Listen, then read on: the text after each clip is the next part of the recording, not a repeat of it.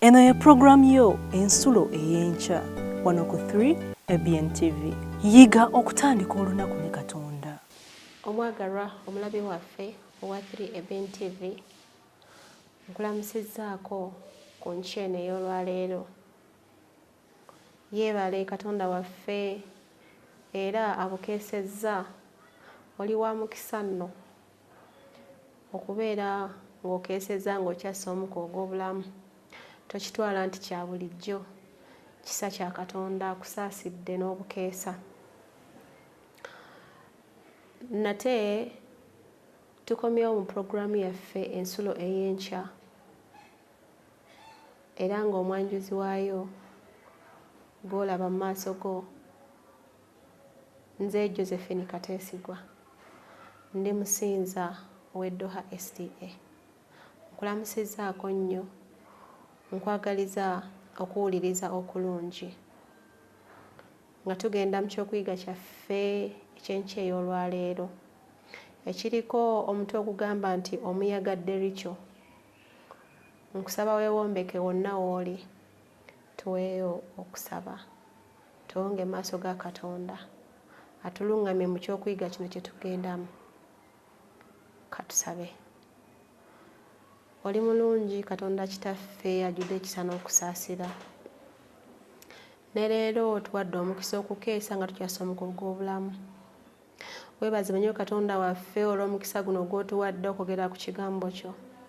Bangi bayaayaana okukyogerako naye nga tebalina busobozi. Oboolyawo ng'embeera gye balimu tebasobozesa. Naye ffe bw'otuwadde omukisa okujja mu maaso g'okubaako bye twogera. Mukama tukwebaza kubanga kisa kyo na kwagala. Kiriva tukukoowoola Mukama ebigambo bino wabiwandiise era n'obiruŋŋamya jangu naffe nno Mukama. Otuluŋŋamye era otuyigirize. Kwe kusaba kwaffe awamu n'okwebaza nga tubissa mu linnya egganzi ery'Omwana we Yesu Kristo era nga ye mulokozi waffe. Amiina. Amiina. Nga bwe nkugambye omulabi wange omulungi, ekyokuyiga kyaffe eky'olwaleero kiriko omutwe ogugamba nti Omuyaga Derecho. Olunyiriri lwaffe lwasimbuddwa mu kitabo kya Danyeri essuula 12 n'olunyiriri olusooka. Bikula Bayibuli yo olusome nga nange bwe mbikula eyange.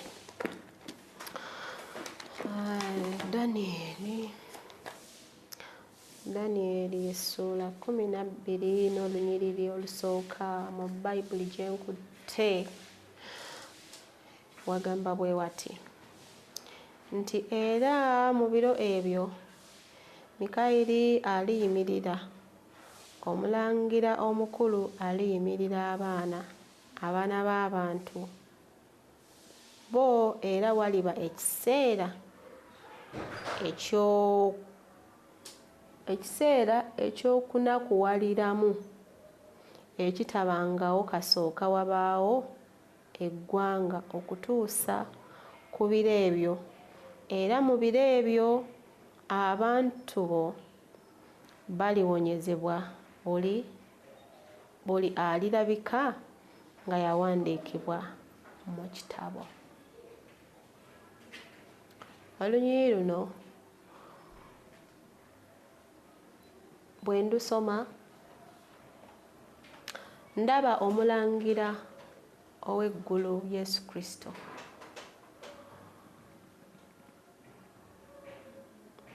ng'ayimirirawo nange oba naawe, oba ng'akusuubiza okuyimirirawo naawe, oba kyewandiise okukubeererawo mu mbeera ey'akazigizigi. Olunyiriri lutuzzaamu essuubi nti tulina essuubi nti kubanga newankubadde nga tusisinkana akaseera ak'akazigizigi, Kristo waffe abeerawo okutuvuunusa akaseera ako. Era mweteefuteefu mu byonna by'ogenda okusisinkana mu bulamu buno obw'ensi. Mweteefuteefu obutakulekerera, mweteefuteefu okukulwanirira okunnwanirira okutusomosa omuyaga ogwo, okutusobozesa omuyaga ogwo ogukunta obutatumalaawo. Nsaba tugende mu maaso tulabe omuwandiisi ono kyatugamba mu kyokuyiga kyaffe eky'omuyaga Derecho. Omuwandiisi atandika bw'ati: mu August w'omwaka 2020 omuyaga ogw'amaanyi ogumanyiddwa nga Derecho gwakuba nga gutandikira ne Brasak ne gutuuka mu ssaza ly'e India ne guleka nga guzikiriza ebintu nfaafa mu bbanga lya mayiro ezisoba mu 7.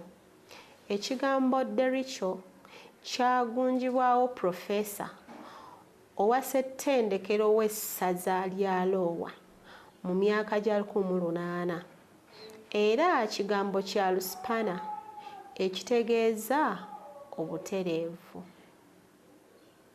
Ndooza tuli fembi. Derecho kitegeeza butereevu. Tugende maaso. Okusinziira ku katabo k'amawulire Des Moines Register, empewo eziddukira ku misinde okutuuka ku mayiro 1400 buli ssaawa zaavaako okuzikiriza kw'amaanyi mu Lowa, essaza eryasinga okukosebwa. Amayumba, amasamba g'ennimiro, emirimo ko n'amagana byazikirizibwa nga kwe kuli ebitundu 40 ku 100 ebya kasooli mu ssaza eryo wamu n'ennimiro za soya. Abatuuze b'omu Lowa abasoba mu 5,000 baasigala tebalina masannyalaze. Emiti gy'amasannyalaze mingi gyagwa era ebyayonoonebwa mu ssaza ly'e Hakwai byasoba mu buwumbi bw'ensimbi za Amerika. Ogwo gwe muyaga ogukyasinze okukosa mu byafaayo by'amasaza ga Amerika. Omuyaga Derecho ogwa 2020 ogwava mu bugwanjuba gwakuba mu maanyi agatasuubirwa ne gugoberwa empewo ez'akazimu. Oba ffenna ekigambo ky'akazimu tukimanyi? Mu kutegeera kwange ekigambo empewo z'akazimu twakula mu buto nga kibuyaga bwakunta ennyo, wabangawo yakuŋŋaanyanga oba kasasiro oba nfuufu n'afuukuka mu bbanga nga yeetooloola waati nga batugamba ako kazimu. Pressure y'omuyaga oba yakibuyaga ekunta ng'eva ku sides ekola ekintu ekyo kye bayita oba ekiyitibwa akazimu. Nkakasiza ddala nga ababeera mu byalo ne mu bibuga mwali mulabyeko kibuyaga oyo bwakunta oba akuŋŋaanya kasasiro n'agenda mu bbanga bw'ati nga yeetooloola, oba akuŋŋaanya nfuufu, oba akuŋŋaanya kyonna ekibeera awo kyasiŋŋaanyeewo nakitwala mu bbanga nga kyetooloola. Gwego omuyaga ogw'akazimu omuwandiisi gwagezaako okutunnyonnyola wano. Agenda mu maaso n'agamba nti empewo ez'akazimu ezaazikiriza emiti egitwalwa mu bbanga lya wiiki nga ziizo ez'okukosebwa okw'amaanyi okwava mu mbeera y'obudde 10,000 ez'abantu b'omu Lowa beewandiisa ng'abatakyalina nnimiro. eka 8.5 ez'ebirime zaayonoonebwa. Ddala omuyaga guno gwali gw'amaanyi kubanga tulabira ddala nga gwayonoona ebintu bingi nnyo, amayumba g'abantu, ennimiro z'abantu, abantu ne basigala nga tebalina kyakukola ki wakubeera kyakulya. So omuyaga guno gwali gw'amaanyi nnyo era nga gwa ttabbu, nga gwa bulabe nnyo. Omuwandiisi ayongerayo mu maaso n'atugamba nti ng'awandiika mu Testimony for the Church volume ey'omunaana, Ellen G. White agamba omuyaga gujja, obusungu bwagwo bwa lubeerera. Oluvannyuma n'abuuza nti tweteeseteese okugwaŋŋanga. Muganda wange andaba, weeteeseteese okwaŋŋanga omuyaga guno ogufaananako bwe guti oba n'okusingako awo? Weeteeseteese okugwaŋŋanga? Kibuuzo ky'olina okwebuuza, obanga ddala omuyaga guno bwe gunaakunta onooba omu ku abo bagamba nti nze nja kugwaŋŋanga, oba ddala onoosobola okugwaŋŋanga, oba gunaakuleka ku ttaka.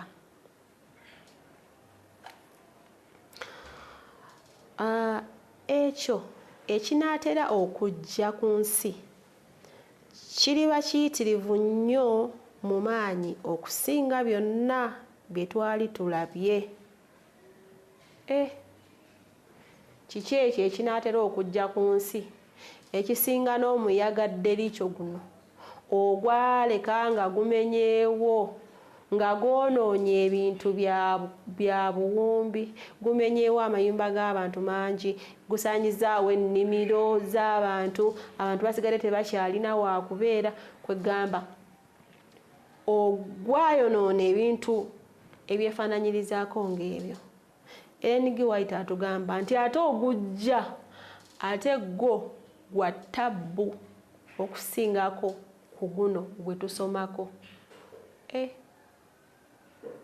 Ekibuuzo kisigala kiri nti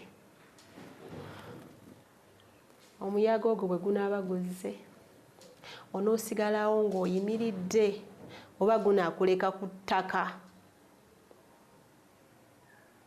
Nsaba okyebuuze mu mutima gwo gwandaba era weewe n'ekyokuddamu kubanga gwe kennyini omanyi bw'oyimiridde. Nsaba tweyongereyo tulabe nate omuyaga guno.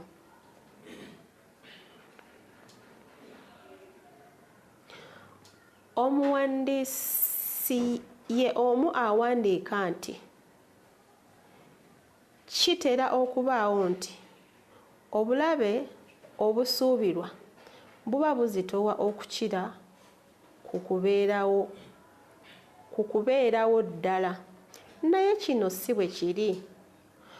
Ku kasandali akatulindiridde, ekifaananyi ekirungi ekiyinza okuweebwa tekisobola kuggyayo buzito bwa kugezesebwa okwo.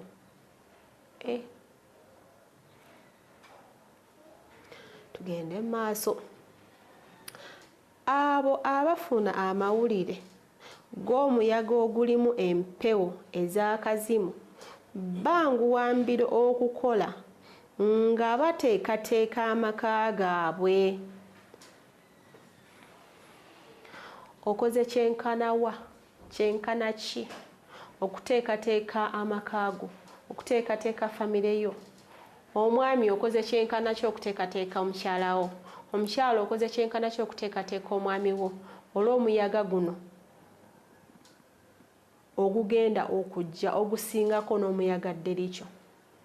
Bw'obanga obadde tolina kye wabadde kukola kuteekateeka famire yo kuteekateeka mikwano gyo, kuteekateeka baliraanwa abo, okubabuulira ku muyaga guno ogujja okola nsobi. Tandikirawo nakati,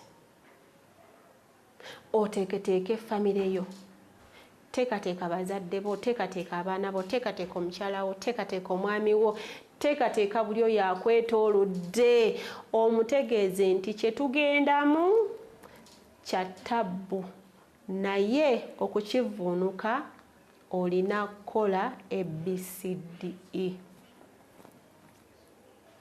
Kubanga ffe nga ffe, mu buntu bwaffe, mu bunafu bwaffe, mu buteeyinza bwaffe, omuyaga guno nga guzze, ekyamazima teguyinza kutuleka nga tuyimiridde.